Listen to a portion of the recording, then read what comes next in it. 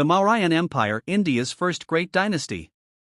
In the 4th century BCE, northern India was a land of many kingdoms, proud, powerful, but divided.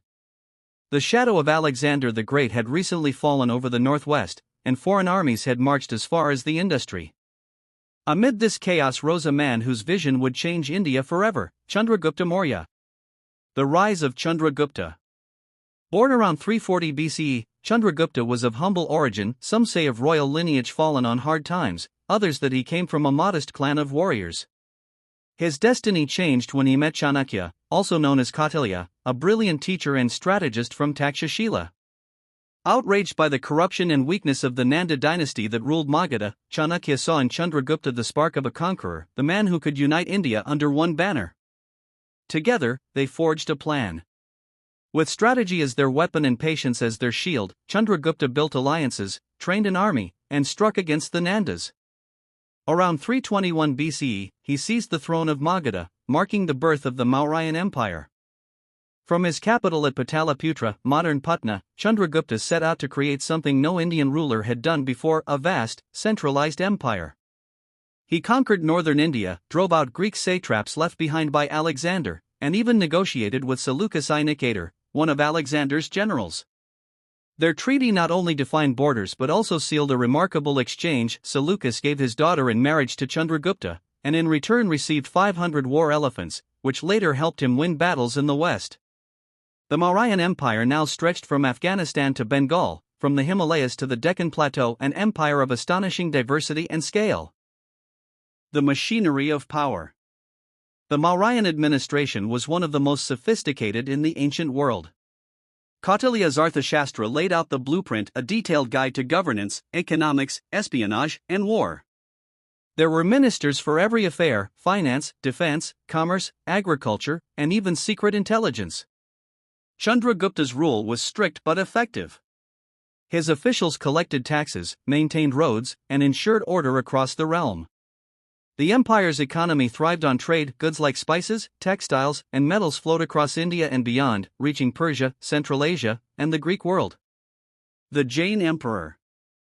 Later in life, Chandragupta abdicated his throne in favor of his son Bindusara and embraced Jainism. Renouncing luxury and power, he journeyed south to Karnataka, where, according to Jain tradition, he fasted to death in meditation at Shravanabelegula, a symbol of spiritual liberation after a life of conquest. The Age of Bindusara. Bindusara, Chandragupta's son, continued his father's legacy. Greek accounts call him a Mithridates, meaning slayer of enemies. He maintained the empire's vast territories and expanded them into the Deccan, though the southern tip of India remained outside Mauryan control. His reign kept the machinery of the state strong, setting the stage for his son Ashoka, the greatest of the Mauryan kings. Ashoka the Great, from blood to dharma. When Ashoka came to power around 268 BCE, the empire was at its height. Yet his path to the throne was not peaceful. Legends say he fought his own brothers to claim it. Once emperor, Ashoka sought to expand his dominion even further.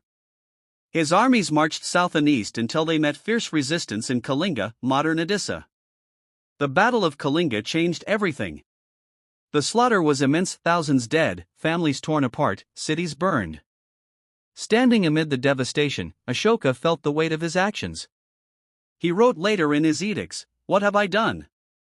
The conqueror was transformed by remorse. Ashoka turned to Buddhism. He embraced the path of dharma, righteousness, compassion, and nonviolence. His empire, once built by the sword, would now be guided by moral law. He sent missions of peace across Asia, spreading Buddhist teachings to Sri Lanka, Central Asia, and beyond. Monasteries rose, roads were built, and hospitals for both people and animals were founded. The Edicts of Ashoka. Ashoka left behind one of history's most extraordinary records: rock and pillar edicts carved in stone across the subcontinent.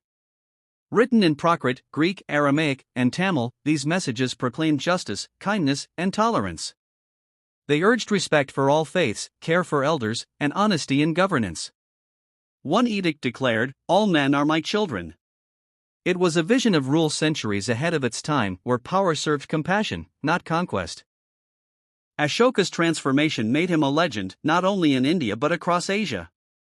His symbol of the Wheel of Dharma still turns at the center of the Indian flag, and his lion capital of Sarnath stands as India's national emblem. Under him, the Mauryan Empire reached its spiritual and political zenith, stretching from Afghanistan to the Bay of Bengal, from Nepal to the southern Deccan. The decline of Mauryan Empire. After Ashoka's death around 232 BCE, the empire began to weaken. Successors lacked his vision and authority. Provincial governors grew independent, foreign invasions returned, and the machinery of administration slowly unraveled. By 185 BC, the last Mauryan ruler, Brihadratha, was overthrown by his general Pushyamitra Shunga, bringing the dynasty to an end. But though the Mauryan Empire faded, its legacy endured in stone, in faith, and in the idea of a united India governed by law, morality, and order. It was the first great experiment in Indian unity, where kings ruled not just by might, but by dharma. From Chandragupta's ambition to Ashoka's enlightenment, the Mauryan Empire stood as a mirror of human destiny, the rise of power, the weight of conscience, and the timeless search for justice. It was not just an empire of land, it was an empire of ideas. And its echoes still shape the spirit of India today.